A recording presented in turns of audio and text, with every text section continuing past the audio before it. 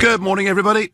You know, we're used to these Oh, by the way, it's 10 o'clock. It's not 9 o'clock for those of you that have woken up late after a heavy night and are bewildered and confused. It is 10 o'clock. We are on British summer time. We're used to stories, aren't we, about Tory splits, particularly Tory splits on Europe. In fact, ever since the Maastricht Treaty, a quarter of a century ago, that's been one of the dominant themes in our papers. And, of course, the old saying that divided parties don't win elections is generally pretty much true.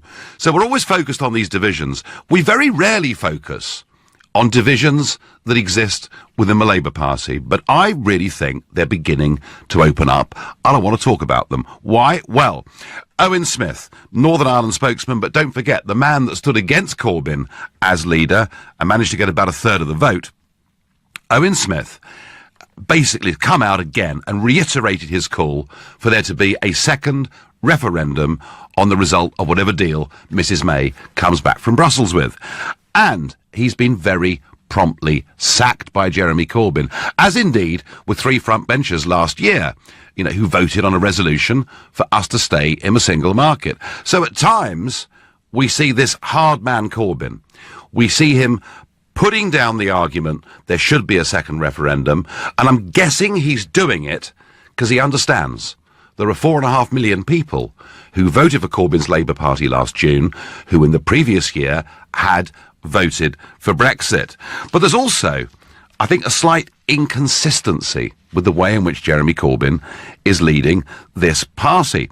Because Diane Abbott, the Shadow Home Secretary, long-term, of course, personal friend, and one of the closest confidants, I think, that Jeremy Corbyn has got, you know, and we see here, you know, her writing back to a constituent saying that she thinks, actually, the chance to have a second vote is right. She says, I will argue for the right of the electorate to vote on any deal that is finally agreed. So she doesn't use the word referendum, but she makes it absolutely clear that she's backing it. She hasn't been sacked, but Owen Smith has been sacked, and indeed others have been sacked. So they're split on Europe, but they've also got some real problems on the issue of anti-Semitism. And this keeps on coming back again and again and again. And the latest instalment is the mural, a street mural which showed, Jewish financiers sitting round the table plotting the future of the world. It was the old Jewish global conspiracy story there, writ large, for all to see, and it was about to be removed, and Corbyn said he didn't think that it should. He now says he regrets having made that statement and wished he'd looked at the picture more closely. But boy, you don't need to look at that picture for more than about half a second to see the message that it's giving. And some who feel that Labour has gone so heavily for the growing Muslim vote in this country that it's allowed voices within there who are seen to be anti-Semitic. And certainly, evidence that around the country, Labour Party meetings have been held where women sit on one side of the room and men sit on the other side of the room. Something I didn't think we'd see happening in modern Britain. So the question this morning, to begin with, is the Labour Party now seriously split?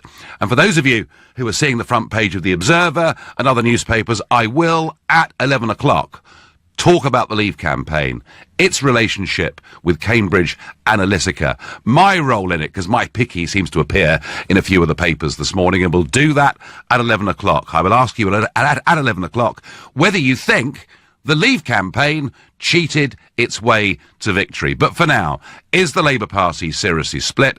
And if you agree with me that actually these splits are beginning to emerge and could become quite serious, then please call me on 0345 60 60 973. Or if you think, no, this is just ordinary day party politics, there are always differences of view and opinion, then you can text to 84850. Or maybe you think Labour needs a new leader or a shift in its direction, in which case tweet using the hashtag Farage and LBC at LBC.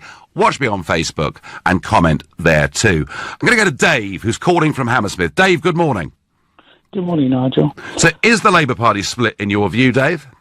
I don't think it is, but I think it should be. I think the problem we've got is that the MPs the Labour MPs, I mean all MPs to be honest, but particularly the Labour ones at the moment, they're self-serving. They don't have the courage of their convictions. They daren't split because they think, Corbyn might just win it. And I think that the Labour Party has been infiltrated by what appears to me to be a communist-type party. I mean, it's similar to what you've got going on in Cuba, where they infiltrate, they teach the young, and, they start creating these youth groups and things like that. And you've only to look, actually, at Corbyn himself. So we saw him being incredibly unpatriotic with the whole Russian thing. We see him immediately... Why was it, Dave, why was it unpatriotic to question whether the Prime Minister had evidence? There's a time and there's a place, and that was a time when we needed to stand together against an enemy or a country that's acting like an enemy. I wouldn't say they are an enemy, they shouldn't be, but they are behaving like one.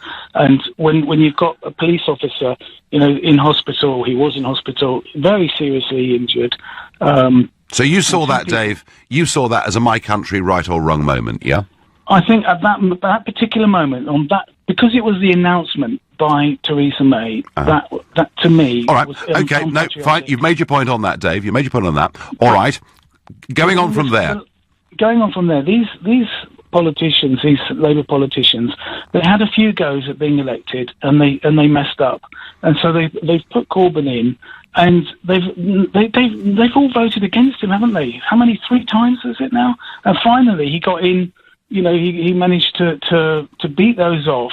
So they say, okay, well, we can't get rid of him. We'll ride with him. And yet, so many of them, through their history, were there with Blair, and really don't share the same political core. So they should have the courage of their convictions, form a new party, and let the communist Corbyn run his own communist party. Right, so you would suggest, Dave, a new SDP? They've got to find a new Roy Jenkins and a fresh start. Oh God, no! I think at the end of the day, I mean, I lived through that. That was awful. Well, they did get a lot of votes, Dave.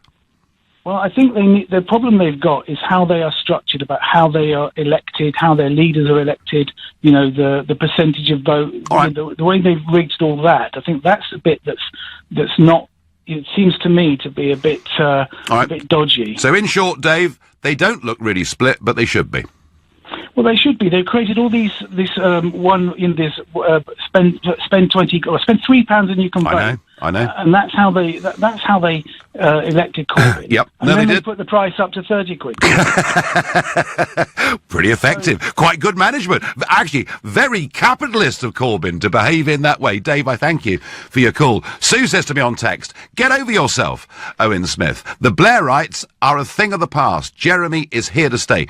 Sue, I think this gets to the heart of why I think they're split. The Parliamentary Party just about manages to hang together. They can see it's in their common interest not to be too divided too often in public. But there is a gulf between the Parliamentary Party, which is still essentially Blairite, and the Labour Party in the country, which has radically changed over the course of the last few years and is very much a Corbynite and very left-wing political party. And I think that split can only get bigger over time, because what's going to happen is momentum, and they've made it pretty clear, are going to start a process where they want to deselect what they see as soft centre Blairite. So I think these divisions are there.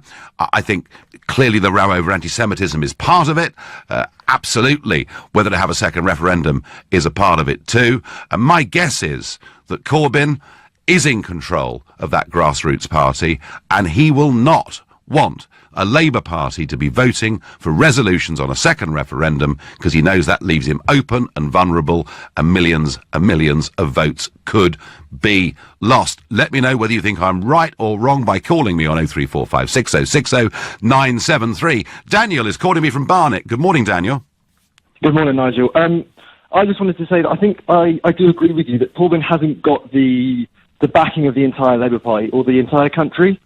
I'm a student from North London, and I think that he's probably enthralled my generation to vote, but I think he's not focused enough on the older generations, and I think that's maybe where he's losing the backing of his party. Well, certainly, Daniel. I think of areas like South Wales, the Midlands of England, the north of England, where, a lot of middle-aged and older people from lifelong Labour families went out and voted Brexit and did so with a real passion in their hearts. So he's in trouble with them, isn't he?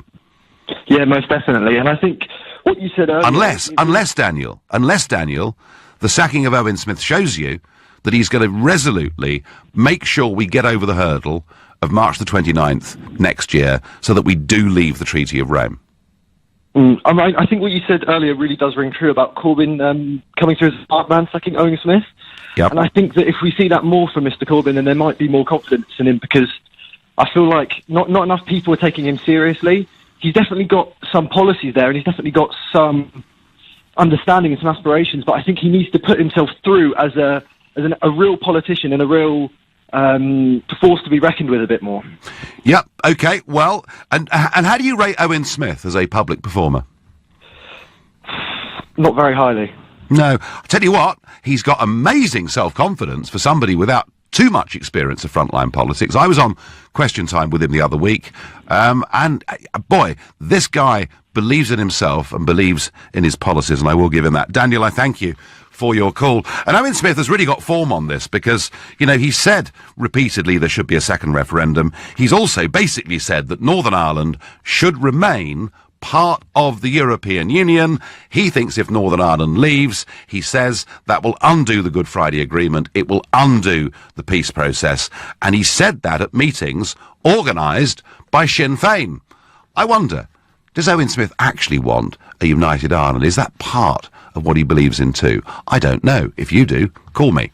You're listening to the Nigel Farage Show. Before we return to the issue of just how badly split is the Labour Party as Jeremy Corbyn sacks Owen Smith for calling once again for a second referendum on the final deal, spare a thought this Sunday morning for France, where flags are flying at half-mast at gendarmeries right across the country, and I'm talking, of course, about the death of 44-year-old Lieutenant Colonel Arnaud Beltrame, a man who had graduated in the French military, served as a peacekeeper out in Iraq, and who did something truly extraordinary outside Carcassonne the other morning when an ISIS-inspired lone gunman had taken hostages, and he volunteered to put himself in return for one of the hostages being released. And in doing so, he kept his phone open so that people on the outside could track what was going on. And clearly he thought that as and when things kicked off at the end, that he'd be able to do something. And unfortunately, he was seriously wounded and he has died. And, the word hero gets thrown around. We talk about, footballers and people being heroes. And I don't think there are many real heroes these days, but this guy, for what he's done, is a hero, total hero. Greater love hath no man than he lays down his life for another. So spare a thought for Arnaud Beltrame, and also just remember there are still some amazing people out there in this world. Not everybody is bitter, cynical and horrible, and it's tragic that he finished up losing his life. Back to the Labour Party, back to infighting, back to rows over anti-Semitism, a Blairite party in the Commons, dragging Corbyn towards accepting some form of customs union membership post-Brexit. But it does look like Brexit, in terms of how people vote in Parliament, that Corbyn wants to stop the calls for a second referendum, unless, of course, those calls are made by Diane Abbott, and then, apparently, it's absolutely fine. So there are some inconsistencies there, too. Sally is calling from Kingston. Good morning, Sally. Good morning, Nigel, and my sympathy goes to the family of Arnaud. Absolutely. Firstly. It's very, very tragic. Regarding what's happening in this country, and first of all, can I say something about the peace process? And the one reason that the peace process was very successful in Ireland was because of Twin Towers, because the Americans stopped sending money to the IRA. So I don't think they'll be sending money again to the IRA. I think that's one reason why the IRA would not have success in starting, problems again in Ireland. So that's the first thing. But secondly, as far as Jeremy Corbyn's Corbyn's concerned, I believe that the Labour Party was just trying to hoover up the votes from UKIP after the referendum, and that really it was tactics all along. I'm not even sure what they believe in. I mean, there's lots of individuals that believe different things, and it was just a question of getting into power. And that's the same situation I feel for this, I'm afraid, turning against Jewish people. Is there's more Muslims than there are Jewish, and they were just going for votes. So the whole thing's tactics. It's not belief. It's get into power. And but ultimately, Sally, and I do rather agree with you, because the clever thing that Corbyn did in the general election last June, using his manifesto, he convinced former UKIP voters to return to Labour, whilst at the same time hoovering up an awful lot of Remain voters amongst the younger generation and in London and Bristol and elsewhere. But you can't go on riding both horses forever, can you? At some point, you have to come clean with where you really stand. And I'm beginning to get the feeling, Sally. I mean, he must be very frustrated because, his own parliamentary party is way more Europhile than he's ever been. He's an old Bennite, he opposed all the EU treaties over the years. But do you get the feeling that he's now put Diane Abbott accepted, that he is putting a red line down? He does not want Labour MPs now calling for a second referendum. But I personally would go for a second referendum, because I think that the pressure from the Remain is causing a terrible deal. We're not going to get a good deal at all. No. And when you look at the deal we're going to get, I mean, it is just ridiculous. I personally, if we have another referendum, I'd like to see 3 questions. 1, shall we stay in the EU? 2, shall we stay under the terms they're giving us? And 3, shall we just go off a cliff edge?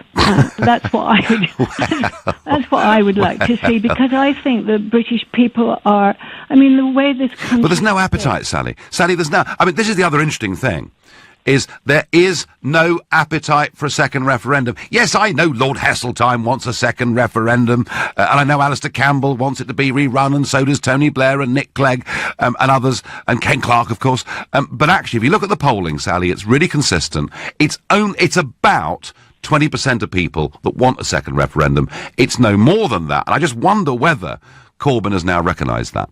But do you not think that the whole of Britain is furious at the deal that we're getting? Do you not think that Sally, those Remainers are furious? Let me tell you, maybe tomorrow, perhaps the day after, what I will do on my midweek evening show at 7 o'clock is we will dissect what Theresa May has agreed to in terms of our negotiations on a new free trade deal, and the further concessions that were made in Brussels on Friday morning. So I will go through that, and I get more and more frustrated with the watering down. I begin to think more and more it'll be Brexit in name only, Sally.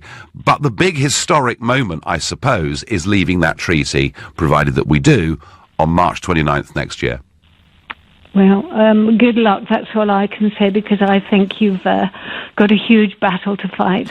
I don't think it's over by a long chalk, and I wasn't being complacent for one moment, and I still fear the attempt to put a second referendum upon us, but the public are not warming to it. Sally, I thank you very much indeed for your call. And Keir Starmer, who, is a very strongly Europhile shadow minister. Of course, Brexit is his responsibility. It's quite interesting that there's an interview with him in the Observer today where he says Article 50 was triggered a year ago. It expires in 52 weeks and a few days, and I don't think there is any realistic prospect of it being revoked. Therefore, we will be leaving the EU in March 2019. So that's what Starmer has said this morning, and quite clearly there, he's come down on the side of Jeremy Corbyn, not on the side of Owen Smith. Jim says, I can't make head nor tail of Labour's leave or remain policy.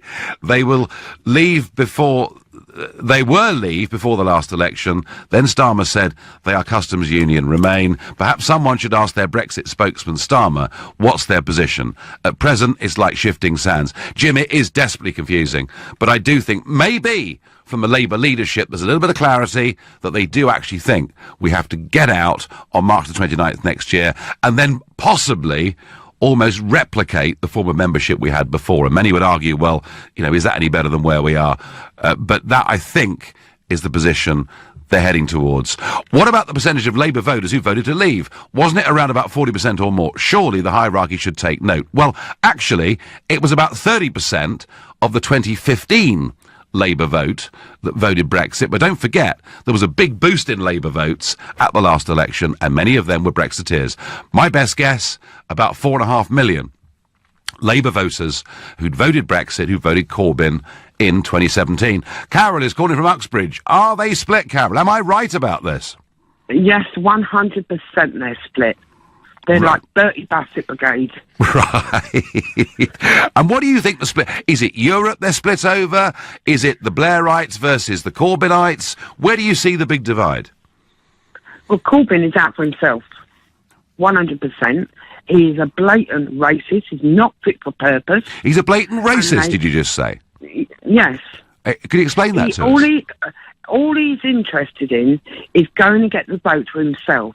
He doesn't care about the people of Great Britain. He cares for what is projecting image. But how do you see that, Carol? Carol, how do you see that as racist? He doesn't care about the people of Great Britain. He's out for himself. All he seems to care about is foreigners in this country, not the people, not what we stand for. Labour does not stand for the working class people anymore. So, Carol, what you're saying is you believe Corbyn is racist towards the white working classes? Yes. In the sense that he looks down upon them? He is arrogant enough to think that because he's got certain people behind him that use a racist card, he doesn't even consider the people of Great Britain, the workers of Great Britain. So what are the white working classes who come from Labour families? What will they do at the next election if they feel as you do about Corbyn? They will not be voting for Labour. They're not fit for purpose. All right, OK, Carol, strong views there from Carol. You're listening to the Nigel Farage Show. There are very few of us in this world who can avoid sport, whether we hate it or not. Whether it's the Premier League or whatever it is, sport is everywhere. Now, I confess, I'm a big cricket fan. That's the sport that I enjoy following. But here's a cricket story that I think also turns into a bit of a Sunday morning morality tale. I don't know whether you've followed this or not, but Australia are currently playing a test series down against South Africa, and it's led to a big row over cheating. What's it all about? Well, one of the fielders, Cameron Bancroft, one of the youngest players in the side, only played about 8 test matches so far for Australia, was seen on camera producing from his pocket a piece of sticky tape, and the intention was to put granules of dirt on one side of the ball. For those that don't know anything about cricket, if one side is shiny and the other side isn't, it swings and moves through the air, making it more difficult for the batsman. But that is expressly against the rules, but the cameras caught them out. And here was Cameron Bancroft being interviewed about the incident. I saw an opportunity to potentially use some tape, get some granules from the rough patches on the wicket, and try to, I guess, change the ball condition. It didn't work. The umpires didn't obviously change the ball, but I guess once I was sighted on the screens and having done that, I came in quite a lot, and that obviously resulted in me shoving it down my trousers. We have this yellow tape in our kit, and it's connected to actually some padding, but the actual sticky stuff itself is it's very sticky, and I felt like it could be used to collect some stuff on the side of the pitch. So, there's no question, there is a full admission there by that Australian cricketer, an opening batsman, that he did use that tape to try and alter the ball. Question is, why did he do it? Was he told to do it? Well, next, we had an admission of guilt from Steve Smith, their captain. The leadership group knew about it. We spoke about it at lunch, and I'm not proud of what's happened. It's not within the spirit of the game. My integrity, the team's integrity, the leadership group's integrity has come into question, and rightfully so. It's not on. It's certainly not on, and it won't happen again. I can promise you that under my leadership. So clearly Steve Smith hopeful that under his leadership would continue, and there is precedent for this because the England captain Mike Atherton a couple of decades ago was caught with a bit of dirt in the pocket using that on the ball, and that led to him being fined, but he stayed on as England captain. Well, all of this was until the Australian Premier Malcolm Turnbull decided to comment. All woke up this morning shocked and bitterly disappointed by the news from South Africa. It seemed completely beyond belief that the Australian cricket team had been involved in cheating. After all, our cricketers are role models, and cricket is synonymous with fair play. How can our team be engaged in cheating like this? It beggars belief. Well, really strong stuff there from the Aussie Premier, Malcolm Turnbull, pointing out that it's just not cricket. And I'm pleased to say that within the last hour or so, the Australian captain, incredibly talented batsman, the Australian captain, Steve Smith, has stood down as captain, as has vice-captain David Warner. And the reason I'm using this and saying that I think is a good thing is, aren't we all a bit tired of sportsmen who are paid very large sums of money, and yes, who have big pressures upon them, but consistently in all sports, cycling, athletics, whatever it is, there's a constant charge of cheating being made and nobody ever admitting to it. And in this case, they did admit to it. They've been sacked. I hope that sends a big, strong message to young people who love sport. Actually, if you cheat, in the end, you're going to get found out. So the Labour Party, is it split? Owen Smith has been sacked. The ongoing row over this mural that Jeremy Corbyn didn't think should be removed and was clearly anti-Semitic in nature shows there are real divisions, let alone the division between the Blairites in Parliament and the Corbynites out in the country, particularly in the shape of momentum. George says, by tweet, as a dedicated long-term leaver, I would welcome a referendum on the deal because I don't trust this government. Well, George, there is an argument that if we had a referendum and rejected the deal, we would just leave on WTO terms, but I do not see Theresa May giving you that option. That's my view. David is calling from Norwich. Good morning, David. Farage, good morning, sir. How are you? I'm very well indeed, thank you. So, is Labour split? Now, you're a UKIPper, aren't you, David? Do you need to know what my position is? So I'm the Home Affairs spokesman for the party now. Right, well, that's fairly important that we do know that, yes. So basically, can I just say this, Nigel? The bulk now of the British people realise that they've been lied and cheated to by both sides of the political system, and they are beginning to rise up against it. I mean, I went to a rally yesterday in Birmingham, and God, it was fantastic, Nigel. The support that we got was unbelievable. People, ex-Labour members, ex-Conservative members, they've had enough. They know they've been lied to, they know they've been cheated, and they want a party to truly represent them, which is us. David, at the top of the hour, I'm going to be talking about the Cambridge Analytica Facebook row, and, some quite strong words, being used by a former intern who worked for the Vote Leave campaign. Effectively, the Leave lobby cheated its way to victory are the headlines in some of the newspapers today. So are you accepting, when you talk about dishonesty and distrust in politics, do you think the Leave side cheated as well? Absolutely not, Nigel. Not at all. No, absolutely no way at all. We were given a massive support for the British people.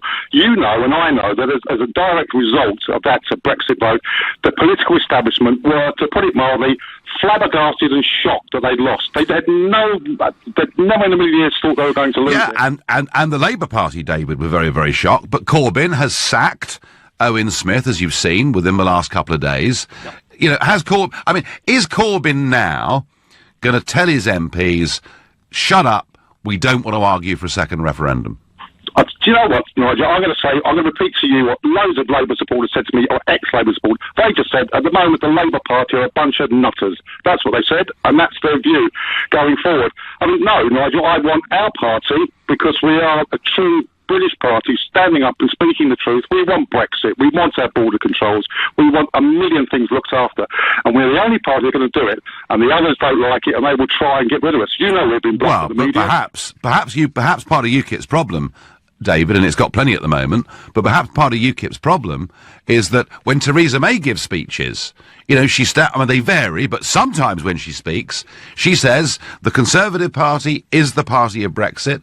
We will take back control of our borders. I mean, that's what she says, isn't it? Well, she might say it, but is it truth? What happened a couple of weeks ago, Nigel, that article that was in The Sun about the secret conversation went behind the scenes of the UK negotiators, civil servants for the EU, and it was recorded. You know, we're going to say we're actually doing this, but in reality we're going to do nothing. It's lies, and more lies, Nigel, and the people have woken up to it, and we're not stupid. Well, we'll have to see, David. At the moment, you know, and I've spent 25 years of my life being a member of UKIP, and I found a member. At the moment, the party is languishing, but we will see. We will see, David. The membership is going to the roof, Nigel. All right. Honestly. Okay. To the roof. A very bullish David from UKIP there, their new Home Affairs spokesman, thinking that UKIP can benefit from these divisions that he sees within Labour. Nigel, Labour is divided over Owen Smith's call for a second referendum.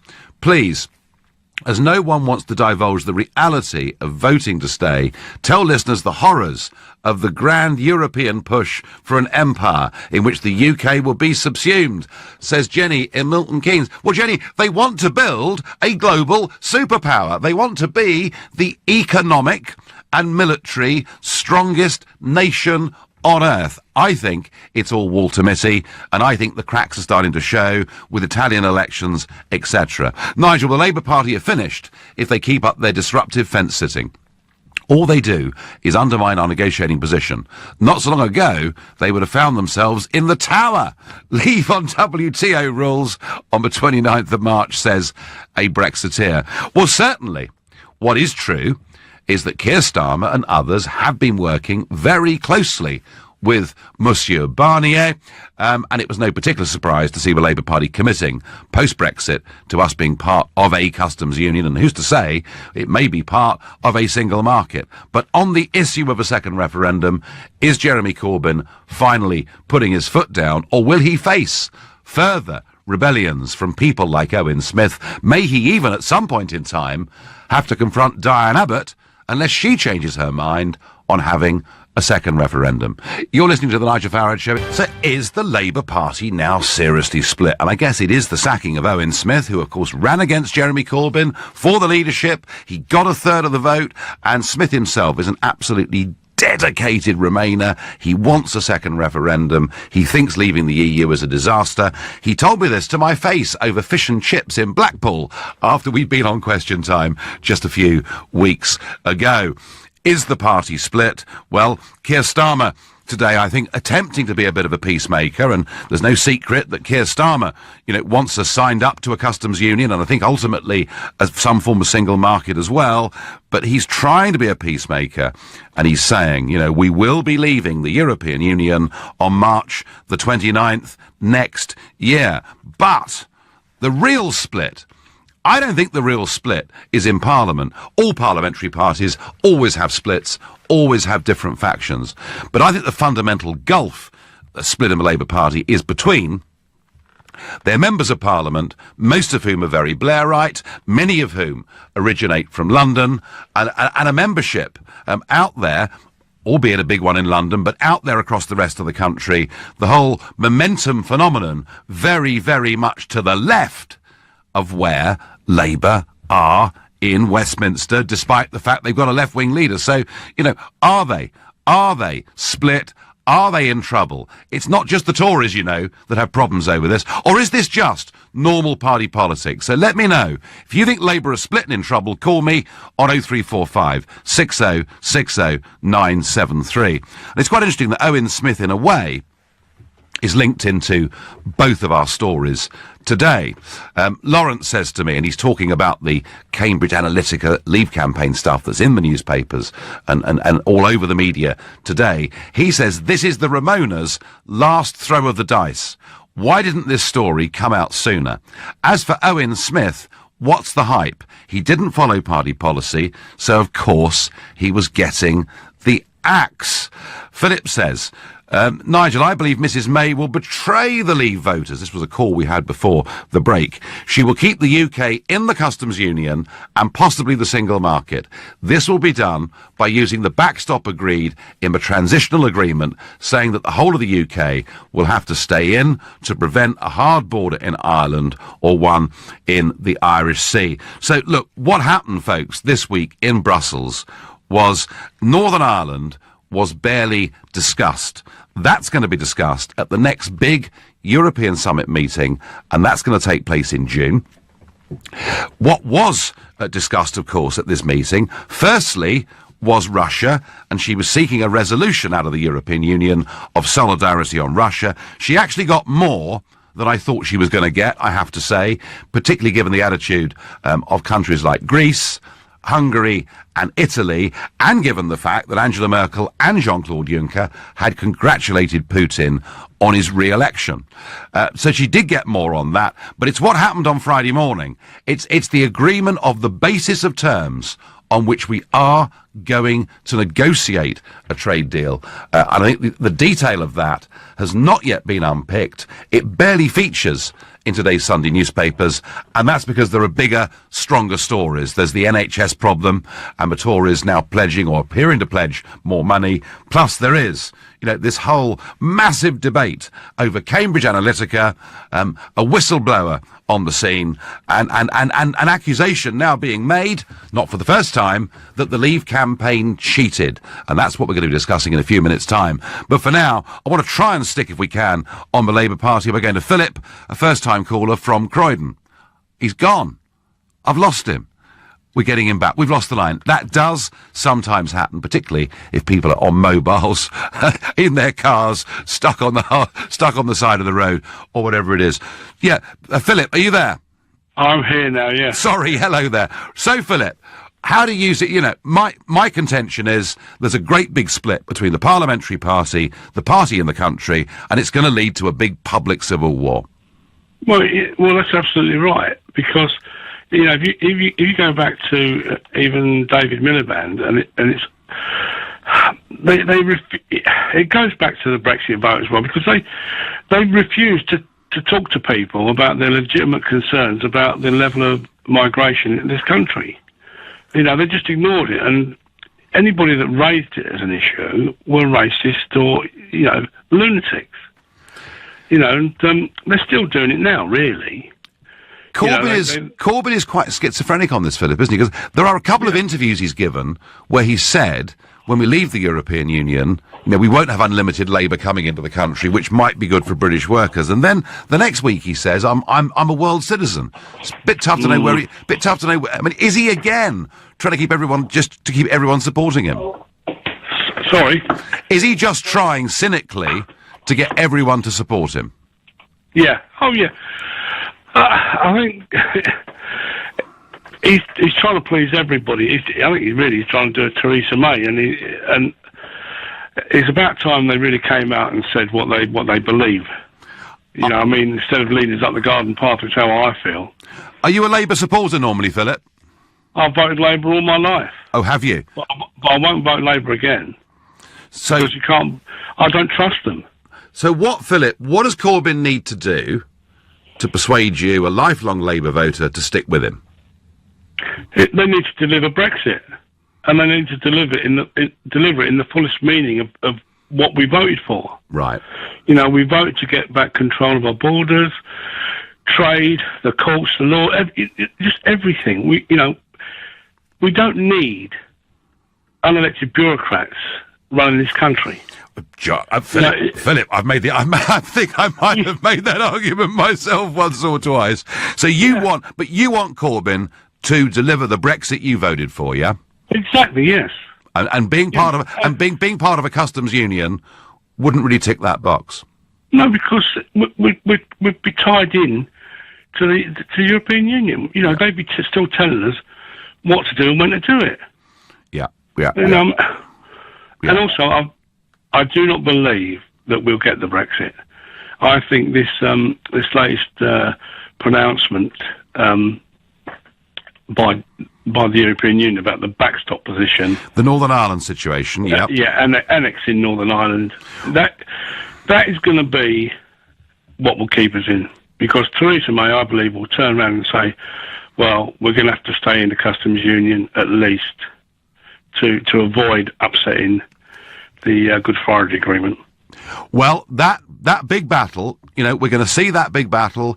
It's going to come up at the June summit, yet another big European summit, and perhaps that's going to prove, from the British government's perspective, the toughest nut of all to crack, because right from the start, Monsieur Barnier has made the absolute most of the difficulties that we've got with Northern Ireland. Philip, thank you very much indeed for your call. And I've got time for one last caller on this, who is from Northampton. John from Northampton, hello. Hi, Nigel. Hi there. So, are they badly split? Yeah, split. Yeah, carry on. Hi there. John, are they badly split or not? Yeah, totally split. And Keir Starmer, I mean, at the end of the day, you'd think he was the leader. The way he carries on, and pushing for another referendum and stuff like that. I mean, at the end of the day, we were voted to leave, and that's what we want. We want to leave the European Union. Well, it was a decision carried out. It does look, John, overnight. It does look overnight, John, that maybe Starmer has come into line a little bit, not on the customs union or perhaps the single market, but on the second referendum. Starmer has come down on Corbyn's side, given the sacking of Owen Smith, and he said, therefore we will be leaving the European Union in March 2019. So maybe that's the Labour position. Maybe the Labour leadership, wants to get us.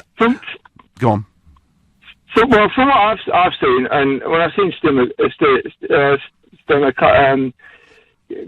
talking in the Parliament and stuff like that, it's always been basically pro-Europe. He's always supported for Europe, and he's been saying quite a lot that he wants a referendum, and it makes me think whether he's just protecting his own job, which is what a lot of them do now. They're just career politicians, and they look after their own jobs, and they change their minds willy-nilly to whatever suits them at that time, and they just tell us what we want to hear. And John, are you a Labour voter normally? Well, yeah, I am normally a Labour voter, yeah, and at the last election, I was like an inch away from voting for UKIP because I believe that they're the only party that could deliver Brexit, which is what we voted for. Me and my partner.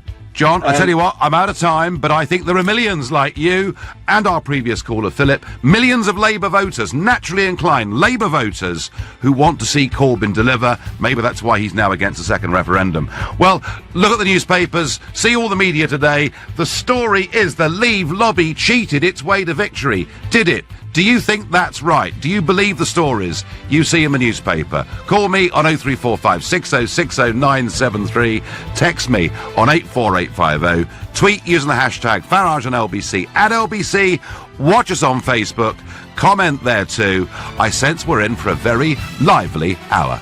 Well, last weekend we saw the first rumblings of a story about Cambridge Analytica and Facebook, and the story was that they'd managed to harvest about the details of about 50 million people from Facebook, and that they'd been involved with the Trump campaign and they'd been involved with the Brexit campaign. So I didn't think for one moment the story was going to stop there. And it's gone on a lot further this weekend, although not all these stories are directly linked, but we will go through them over the course of the next hour. But a Vote Leave campaigner has said the campaign was totally illegal. Now, he is a whistleblower. Shamir Sani is his name. He's 24 years old. He worked at the Vote Leave office as an intern a couple of days a week, and I think on an unpaid basis. But he did have a relationship with somebody called Ben Parkinson, who held a very senior position there and does, as a civil servant, hold a position in government today. So is this a lover's tiff that has got completely out of control, or does Shamir Sani have something to say that perhaps we should be listening to? And it's the front page of The Observer. They're the ones that have been running this stuff for a long, long time. And the accusation actually he makes is not about Cambridge Analytica as such. It actually is about a donation that Vote Leave made, and it happened in the last few days of the campaign. It was to a guy called Darren Grimes, who was leader of Believe, a website targeting young progressive voters. They made a donation to Darren Grimes.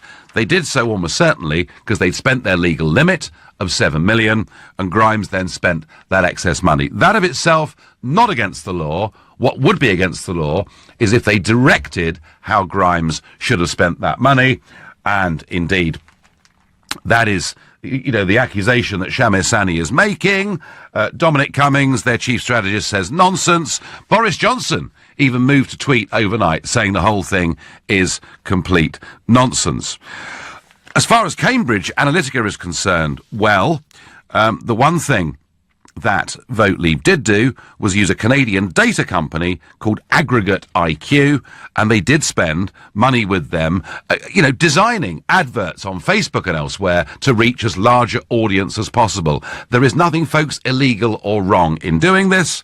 Claims have been made that Aggregate IQ has links in some ways with Cambridge Analytica, but nobody seems to be able to actually prove that. And as I say, that of itself is not doing anything wrong. And then we get another side of this story, which is that UKIP were involved with Cambridge Analytica, and that Leave.eu and Aaron Banks were brought into all of this. And I can clear that up. UKIP did speak to Cambridge Analytica, and Cambridge Analytica put a proposal to UKIP whereby they would go through UKIP membership data to give us an accurate, up-to-date profile of who our members actually were. Indeed, we carried out a very similar operation to that just a few years previously. As it turned out, Cambridge Analytica had a look at the data, asked us to pay a bill to do the work. The bill never got paid, so I can say hand on heart that Cambridge Analytica never worked for UKIP, and they never worked for Leave.eu. They were part of the bid to get designation. Leave.eu didn't get designation, Vote Leave did. Look, folks, what's going on here is there is an establishment attempt to try to rubbish the Leave campaign, to say the Leave campaign lied, to say the Leave campaign were dodgy with money. And I'm asking you, do you think the Leave campaign cheated its way to victory? Come on and tell me what you think. I'll take any calls, any opinions.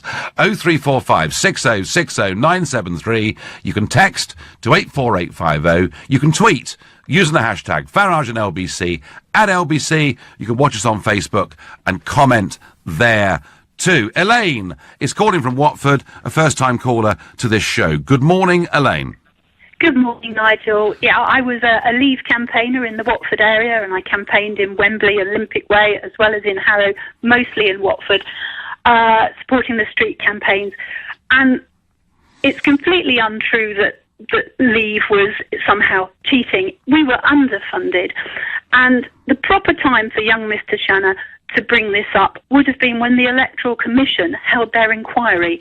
It was sometime last year or even earlier. They investigated it. Now, if he knew some truth or something suspicious, he should have come forward then. That was the proper time for it.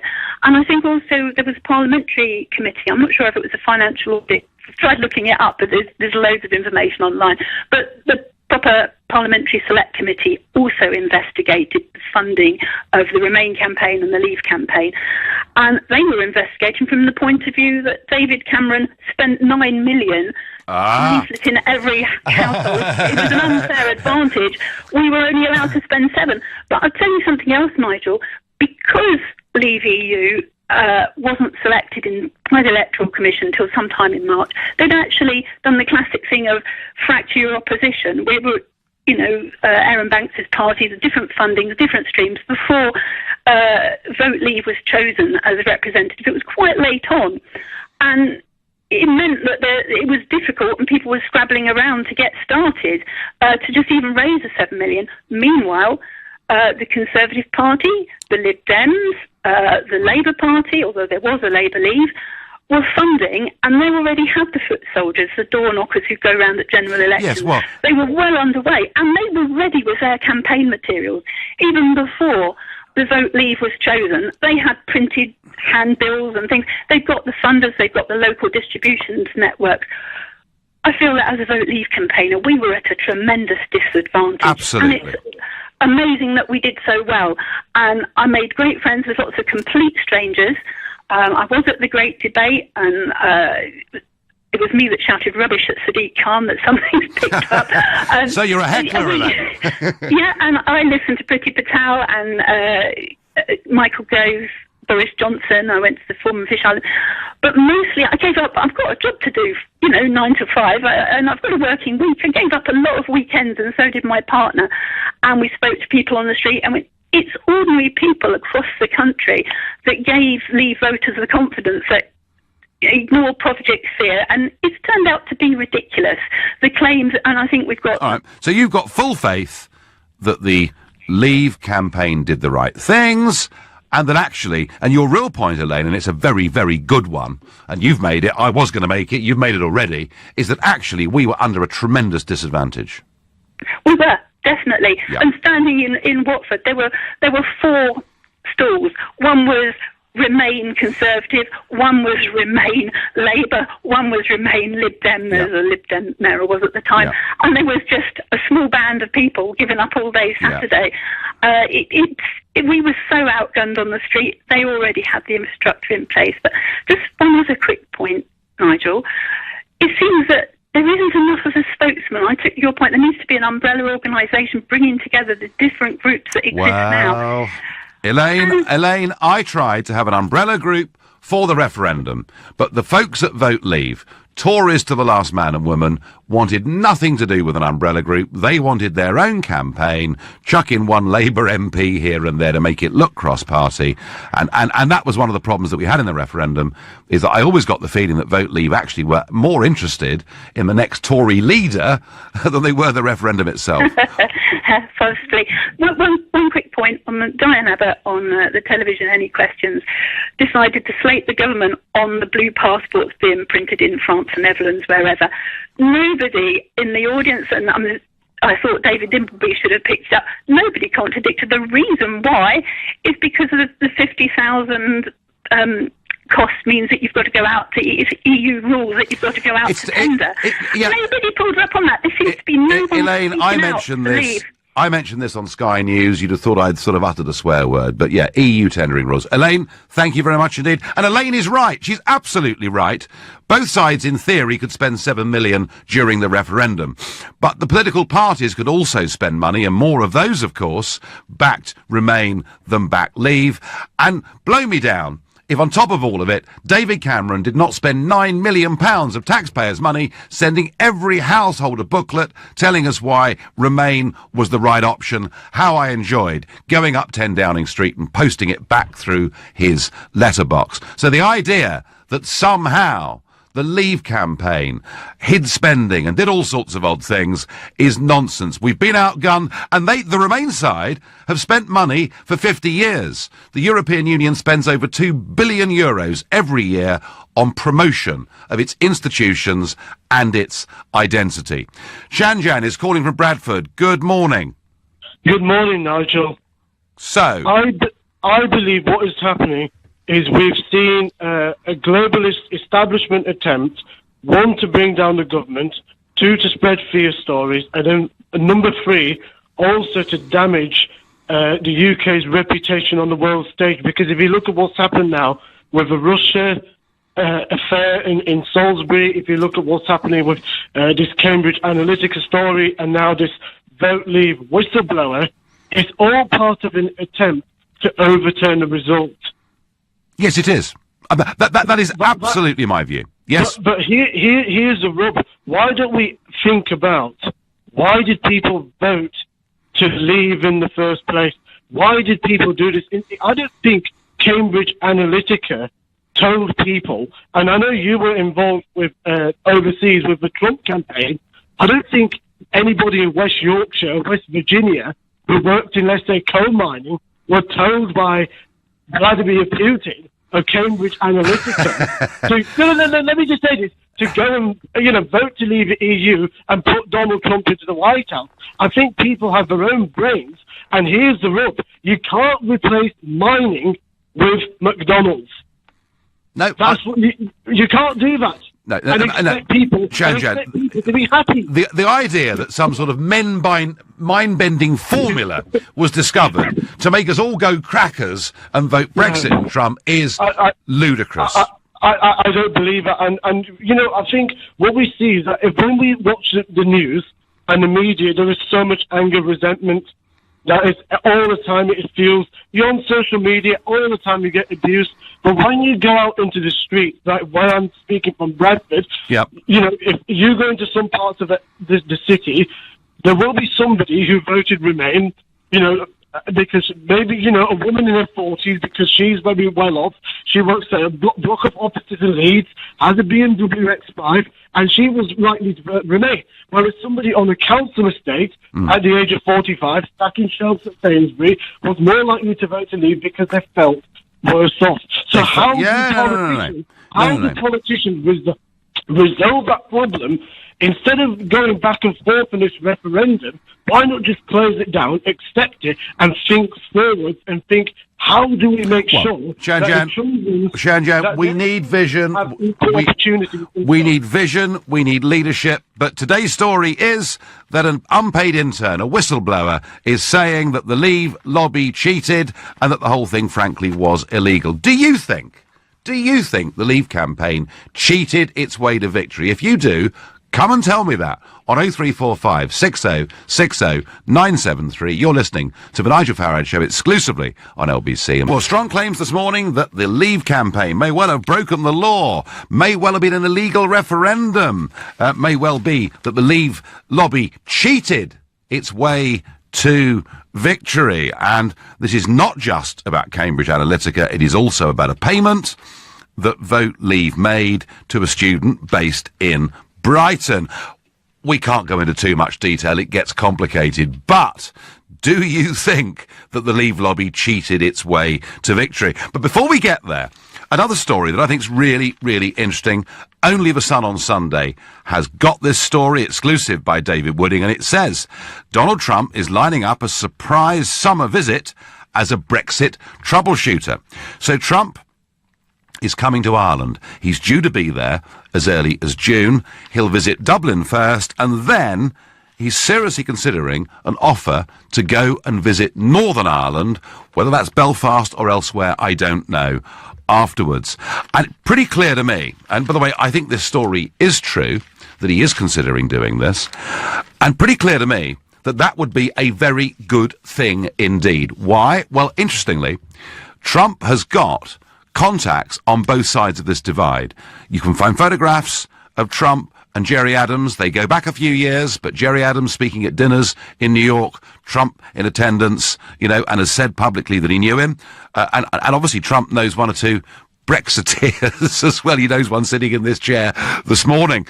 So Trump does, he does have knowledge of both sides of this campaign. Maybe if anybody can find a solution to the Irish border, maybe it's Donald Trump. Hey, he's managed to get the North Koreans to agree to sit down and have a meeting. So I see this as a very positive piece of news, and I really hope he does come to both the Republic of Ireland and Northern Ireland in June of this year.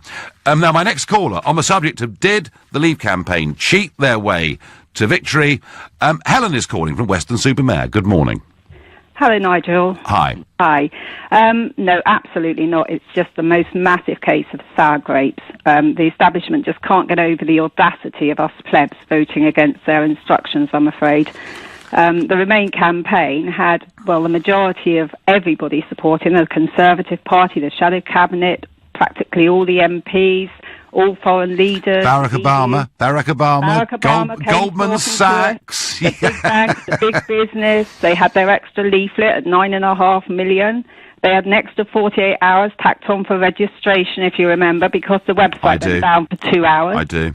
They even, and I know this is a bit sensitive, but they kind of used the death of an MP in the campaign. And that's before you even start talking about Project Fear. Some would argue it the other way on that, Helen. But I know. But Helen, if it okay, let's try and be devil's advocate. I mean, the only accusation really that I can see that this so-called whistleblower is making is he's saying that £625,000 was given to a student based in Brighton running a website called Believe, and what he's saying is, whilst making a donation like that to a separate campaigning group would not have been illegal from Vote Leave, what would have been illegal is to direct how the money is being spent. So let's say, for argument's sake, there was something in that claim. Would that give the Leave vote a problem? No. The playing field was so totally tipped in their favour. And wasn't it only a few weeks ago that the Lib Dems had a similar thing where their spending was found to be much more because they had actually failed to include certain people in their spending returns? Yes, and, frankly, Helen, if we're being frank about it, there has been gross overspending in all sorts of by-election campaigns over the course of the last few years. Some would say even overspending in one or two general election seats, but for legal reasons I can't go any further than that this morning. But yeah, I mean, actually, if Vote Leave had spent their $7 million and had an excess nearly $750,000 and decided to give it somewhere else, you could argue they were scrupulously trying to stay within the law. Well, exactly, and I distinctly remember them actually running out of money a couple of weeks before the actual referendum and scratching around, and other parties having to come and help them out because they had no money left. They didn't even have enough money for any more boards. Yeah. So, Helen, you're not concerned at all? Not at all, no. Not one little bit. Helen from Weston-super-Mare, supremely relaxed there on the Bristol Channel this Sunday morning. Russell says it's pathetic. So the Leave camp cheated, and that's obviously why they won the referendum. Typical Ramonas, fundamentally refusing to accept the result, just like in the US, where the Democrats fundamentally refused to accept that Trump won. They try every trick in the book to reverse the result. Well, certainly, the journalist at the heart of this, at the Guardian Observer, Observer, is Carol Cadwalla. And she does seem to be pretty obsessive about this. She said on the Andrew Marr show this morning that the money that was spent on social media through Aggregate IQ, a firm in Canada, this money spent by the Vote Leave campaign, she said they spent 98% of their money on this. Well, maybe you're good, Carol, as a journalist at finding out who meets who and who talks to who, but they did not spend 98% of their money on this. They might have spent 35% of their money on this, maybe 38% of their money on this. But to go on television and say they spent 98% of shows, actually, you haven't dug as deep as you like to give the impression. This, by the way, the same Carol Cadwalla that says that I am at the centre of an international global conspiracy. It is me who links Putin, Trump and Assange, and that was wrong too. Rudy is calling from Exeter. Good morning, Rudy. Hi, Nigel. How are you doing? I'm doing well. So are you concerned about Cambridge Analytica and what's gone on here? No, and the thing is this, Nigel, right? What these people do not get, these Ramonas do not get, it wouldn't matter what you spent, what the statistics would be, we all would have voted anyway. We already had it in our mind years ago to do it. And what they say and what they do will make no difference. Even now, I will never vote to stay in the European Union if I had a referendum again. Right. And they just don't get it. They just don't get it makes no difference to people like us. We want to get out of the European Union. We voted to get out, and we would have voted regardless of how much money would have been spent on the Leave campaign. We made our mind up years ago. But they're trying, Rudy. I mean, there is an establishment attempt. And by the way, if wrongdoing is found, it's found. I'm not sure they're going to find any, but let's see. But I'm sure both sides should be forensically investigated, not just one side.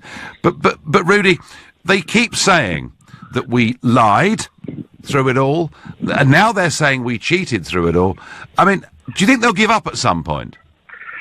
Well, they may not give up, but the point is it will make no difference to the people that voted Leave, and they don't get it. They can shout through the hills if they want. It's not going to change the people's vote. And the more and more we see the way May is attempting to stitch us up and the way the European Union are doing it, it's just going to cause more and more people to decide to vote Leave because I say we don't want this. What? That's if they forced us to vote again. Well, really, I tell you what is interesting. Despite acres and acres of media print on this and radio and television coverage, and it's been going on for month after month after month, the Leave side lied. I mean, goodness me, they told my parents they were joining a common market and not to worry their little head. But they keep on with this, and yet it is not changing the public's appetite for a second referendum one little bit. It is only 20% out there that think we should have a second referendum on the final deal. But the thing is this, Nigel, what they don't realise is this, right? The people that are living it every day in these towns and cities that are affected by it, they're living and breathing it every day. So they don't care what they see in the newspaper or what people tell them, because they go by what they see and not what people say and what they experience. Like, I have to wait 3-4 weeks for a doctor's appointment. Yeah. You know, all these kinds of... This is what they don't get. No, they're the real issues. They are, yeah. Rudy, and they haven't got better. In fact, arguably, they've got worse since we voted to leave. Rudy, and just one more thing, just one go more on, quickly. Thing, before you go, right, quickly. Right, with regards to the Northern Ireland border, there is one solution, and that is Southern Ireland can join us to leave. Then there's no problem. Well, wouldn't that be wonderful? I couldn't agree more. Thank you, Rudy. I was in Dublin a few weeks ago saying that at a Saturday afternoon rally, much to the horror of the establishment. Dave says to me by text, perhaps on referendum morning, it was you, Nigel, that sneaked around the country and put something on people's cornflakes, because kind of that's what they're attributing Cambridge Analytica as having done. They did not. You're listening to the Nigel Farage Show, exclusively on LBC. Now, my guess is very few people understand this Cambridge Analytica story, other than the fact they use Facebook to get people's data. And that's kind of opened up, I think, in terms of Facebook itself and many forms of social media, some pretty big questions in people's minds about when they go online to do things, to what extent are they actually being tracked, and is their information being sold on or given to other organisations? It's really interesting that Cambridge Analytica was said to have got the details of 50 million people, the vast majority of whom, by the way, were in North America. What was really interesting was it turned out that the Obama campaign 4 years before had used Facebook to garner the details of 200 million people. But Obama's a nice guy, so it's okay. Trump's horrible, so it's bad. I mean, that's the kind of hypocrisy that is going around this. Been a very bad week for Facebook. Their share price has fallen very significantly, and polls showing about 2/3 of Facebook users concerned about some of the potential level of intrusion into their lives by using that medium. But hey, I think it really goes for virtually all forms of social media. So I understand the complexity of this, but I'm interested. I'm really interested. Is this story, which makes the front page in The Observer, and is of course mentioned elsewhere, is the basic story an accusation from people who backed the Remain campaign and still do, the accusation that the Leave campaign cheated and lied? Is this a story that actually gets out there into the country and makes people who voted Remain angry? Because at the moment, I've not had one of you call me to say to me, of course the Leave campaign cheated its way to victory. Now, normally on this show, I have no difficulty over issues of Brexit in getting people to come on and say, Nigel, you're wrong, because. Sometimes in a polite way, not always, obviously, but generally in a polite way. And at the moment, I'm not getting anybody coming on backing up the Carol Cadwella Observer story. And if I don't get anybody in this next 20 minutes, I'm going to conclude that stories like this are London media bubble stories that do not have any resonance in the wider country at all. James is calling me from Manchester. Good morning, James. Hello, Nigel. Thanks for taking my call. Quickly, the biggest crock that I've seen in quite a while going on here.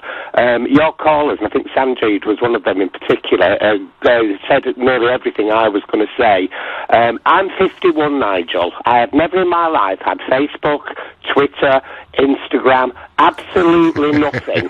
And not only did I vote Leave, but I also campaigned for 3 months in my part-time, spare time, 3 months door knocking, etc., etc., etc. And when one of your callers said that we were at a bitter disadvantage, we seriously were at a very disadvantage. The idea, this is just yet again, and I believe this has been put out from the establishment, yet again another smokescreen, right, to try and force a second referendum on the country, right? It's all a load of rubbish, and to think, to insult people, insult the intelligence of people, that some formula somehow or other made them vote. Your previous caller was talking, Nigel, about doctors and waiting times. This hit the nail on the head. The establishment don't realise what's going on the ground, and that brings me to my last point, Nigel. You know, I was reading time and time again, you know, on the news, on the media, on the internet, you know, these marches, anti-Brexit marches, that and the other. And for all the people who are listening, and all the people who are listening in the establishment, they have got no idea, Nigel, no idea of the amount of anger that is bubbling under up here in the north with this Brexit negotiations, etc. Right? They call Putin that he's a dictatorship, and because he won by 75%, it was all rigged. Right? No, Nigel, we live in a dictatorship. We voted to get out in June 2016. We're now having to wait 5 years, if at all, before we get out. The dictatorship is here. It's not in Russia and all these other places. And the anger, Nigel, it's like a boiling kettle. It's going to boil over, and the kettle itself is going to explode. Wow. They've got no idea what is going on at foot level, right? And any more attempts of this nonsense, and the whole thing is going to blow up, and they're going to see something that they've never seen. They had 3,000 people, which really means 300, on the streets of wherever yesterday saying we want to stay with the EU. Stay with the EU then, yeah? You have your army, and tell all your children, by the way, that Juncker's next line of attack is full-on conscription for all your children, like the still do. Well, he wants a European army, James. I'm not sure he wants full conscription, but you never know. James, you've got huge passion. I can tell you're very upset and angry. Thank you for your call. And James saying, you know, no one said to him, no one tried to mesmerise him, no one tried to poison his mind on the internet. He made up his own mind. On Twitter, I get, for all their bluster about the supremacy of our nation's laws, Brexit fans are only concerned about denying that Cambridge Analytica affected the EU referendum result. Apparently the possibility that our democracy and legal system were undermined is meaningless to them. It's meaningless, matey, because you've been trying this in America for the last 8 months. You're now trying it here, and nobody actually believes it. If there was real cheating, well, it went on from the establishment, and it happened with our Prime Minister blatantly for spending 9 million quid of our money to send a leaflet through every single door in the land. We have been massively outspent. The Remain side, massively outspent the Leave side. They've been doing it for 50 years in constant self-promotion. Peter says by text, don't understand, Nigel. If Leave spent more than it should, and Remain spent more than Leave, when is this journalist going to call for an investigation into Remain? Very interesting. Cara Cadwell, as I said, on the Marsh show this morning, she was directly challenged on that point by Isabel Oakeshott, who said, come on, you know, if you're looking at, if this is not politically motivated, why not look at the Remain campaign? And of course, she fiercely refused to do so. Sylvia is calling me from Putney. Good morning, Sylvia. Yes, hello, Nigel. We've got another 3 years of this while we're still in this 3 years after we're supposed to have left. And I don't care what they've spent. I don't care whether it's 10 million or 10 pence. My vote would have been the same. My vote comes from my experience of life pre and after being in the EU, and that's what governed my vote. I'm old enough to have been around before we signed up in 75, and I voted no then. And I don't use the Facebook, so I'm not going to be influenced by any of this stuff. I just rely on my own experience of life, and I think these spending rules should be scrapped. I don't care what they spend. If they want to spend 10 million, 20 million, so be it. And if the others haven't got so much money, it doesn't make any difference, Nigel. They don't have to spend the same. It doesn't influence people. No, actually, Sylvia, I mean, one thing I've seen is that money is not everything in elections. Having the right message and resonating with people, that's what really counts. And, don't forget, I've fought general elections, I've fought European elections against the establishment mainstream, never been able to compete in terms of money, but there were times when, in terms of message, I could compete with them on a very even basis. Sylvia, how do you feel when some people say that we've sold out our children's future? How do you respond to that? Yes, I do think so, because I've lived pre-EU, you see. I'm old enough. I'm one of the old codgers that didn't know what they were doing. Life was much better before we went in. We seemed to be freer. I mean, us youngsters in the 60s, I think we travelled much more than the youngsters do now. We just went when we liked, for as long as we liked, to the continent. So, we found ourselves jobs. Yeah. And it was so easy. Now they're talking about having visas and not being allowed to stay. And I find it so weird. And you see, the youngsters now have been influenced by their left-wing teachers are telling them they won't be able to travel abroad and all the rest of it. It's extraordinary, isn't it? I know. Sylvia, I think that point you've made about in the 60s, people heading off to Europe and getting jobs and you didn't need a European Union to do any of that. It's a beautifully made point, and I thank you very much indeed for that. Thank you, Sylvia, for your call. Yep, but that's how it's been presented to much of the nation's youth. I think it's wrong, but now on top of that, they're being told that the Leave side cheated and lied their way to victory, and very few of you are coming on 03456060973 to tell me that I was part of that great conspiracy. You can do so if you want. You're listening to the Nigel Farage Show, exclusively on LBC. Did we, on the Leave side, lie and cheat our way to victory, as is being suggested by a whistleblower, albeit only an intern, in the Vote Leave campaign? Well, I wonder what Russell in Tower Hamlets makes of that. Good morning, Russell. Hi. Yeah, I'd like to say that you were wrong in saying that they weren't affecting the vote. Let me start by stating the fact that all the advertising, all the TV adverts and the public debate and everything, they're all designed to influence not the people who have already decided, but to influence the people who haven't decided. Yes. So we were all after the people who are undecided. So if I give you an example, that I know of someone who's very close to me who voted for Leave because of an advert on a bus that claimed about something about the NHS. Yeah. Now, she voted to Leave on the back of that, and only on the back of that. So Russell, that's when you, an influence. Russell, a moment ago, you used the word "we." So were you part of the Remain campaign? Yes, I'm part of the Remain campaign. Okay, fine. So there's nothing. There was no advert that's going to switch my bias on that, and I was going to vote for Remain regardless. But those adverts are not going to affect me. The extra spending or the whatever spending has gone on wouldn't have affected my vote, but it would have affected the vote of the people who were undecided. Okay. So there's no point of people who were decided to vote to call in and say that, hey, that advert or that much spending or that little spending or whatever, that cheating or whatever is not going to affect me.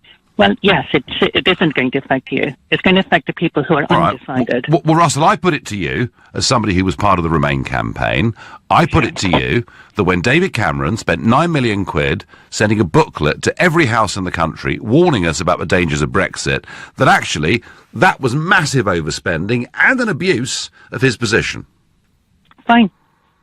I'll accept that, and then I'll also say that bring the court case on.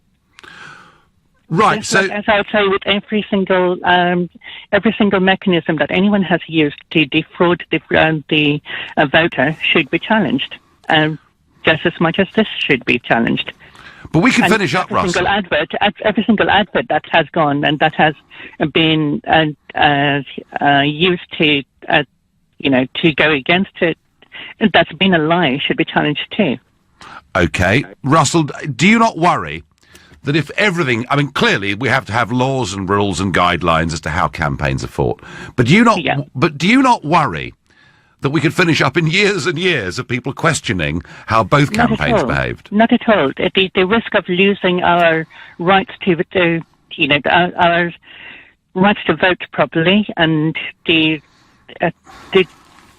lose our democracy, the cost of that is way more than any cost that we would spend in order to fix it. Yeah, I'm not worried about that. I was worried about the time. I also do question. Yeah, it's including time. If it takes 10 years to fight this case and to put the people who are accountable, to whatever punishment that's due, I think that's the money well spent or time well spent.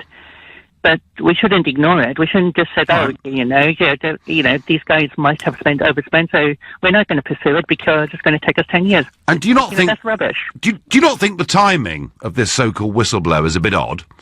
I mean, every opportunity was there last year when the Electoral Commission were looking into both sides in the referendum. Isn't the timing of this a little bit strange? I don't think it is strange at all. I think the timing was because Cambridge Analytica, somebody whistleblowed on them against the Trump campaign, and as on the side of that, some other whistleblower came out. All right. There's no. I don't think there's a conspiracy theory there, as much as you try to prove that. Well, I'm asking a question, Russell. I want to ask you absolutely straight. Do you think that the Leave campaign did spend money badly? I've got no idea. No. Fine. Russell, I thank you for your call. And a bit of breaking news is that the former Catalan president, Carles Puigdemont, has been detained in Germany. The politician who's been self-imposed exile following the Catalan independence referendum last year. I don't quite know what's going on here, but he was intercepted by German police at the Danish border. More of that on LBC as that story develops. One thing for certain is that the Spanish government in Madrid are not softening one little bit towards the Catalan separatists. Dawn is calling from Rayleigh. Hello, Dawn. Good morning, Nigel. I wanted to phone you to tell you I believe they did cheat. OK, good. Tell me why. The same as the previous one. Form. Big fat lie on big red bus of big fat Boris Johnson standing in front. Now, what was the lie? It was about if we leave the EU, we can have all this money and we will give it to the NHS. The actual amount was debunked fairly swiftly, and the idea, we're going to give it. No, they're not. They're never going to give all that money to the NHS.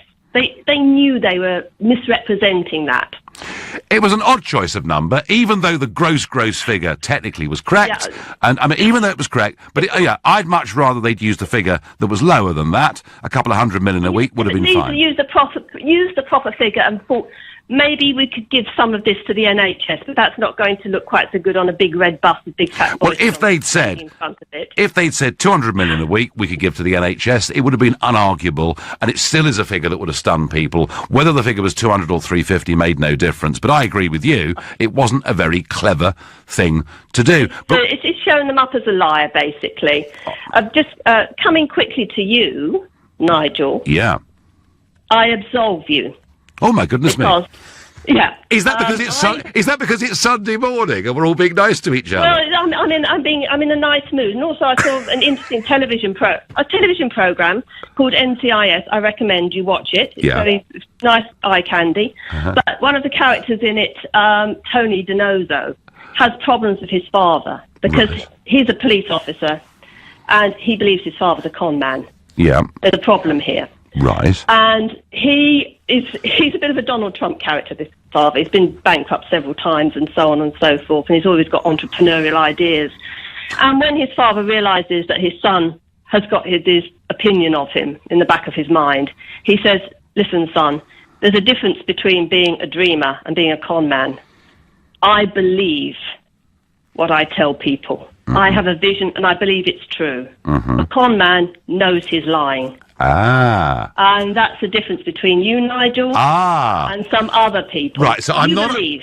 I'm not a con man. I'm just a bit misguided. A dreamer. Yeah? I'm a dreamer. Oh, Dawn. You know, after all the horrid things people have been saying about me for the last couple of years, for you to come on with a different point of view on a Sunday morning and to say that I'm a dreamer, I'm going to take that as a great compliment, even if you... I still think you're wrong. No, fine. Well, but that's the joy of democracy, and that's why LBC and Talk Radio is so wonderful. It's the ultimate form of democracy. Dawn, you're an absolute star. Do you think... You know, I mean, clearly the Cambridge Analytica story is desperately complicated. But do you think these accusations about money and spending by the Leave campaign are really relevant, given the £9 million David Cameron spent putting a booklet through our front doors? Well, I didn't even read mine. I went to other more reliable sources when it came down to making my decision. What, so the Prime Minister? Well, yeah, I mean, David Attenborough and Stephen Hawking, for starters. Right. You know. Yeah. Dawn, thank you ever so much. Have a great Sunday. And Dawn didn't even read that piece of literature put through our doors by David Cameron. I did. It made me very angry. It made me realise, actually, the Remain side have been cheating for over 50 years. They've spent hundreds of millions advertising themselves, and whatever the Leave campaign have done, if there is a minor infraction, there is one. But one thing for certain, there is not a major one. Well, you've been listening to the Nigel Farage Show exclusively on LBC.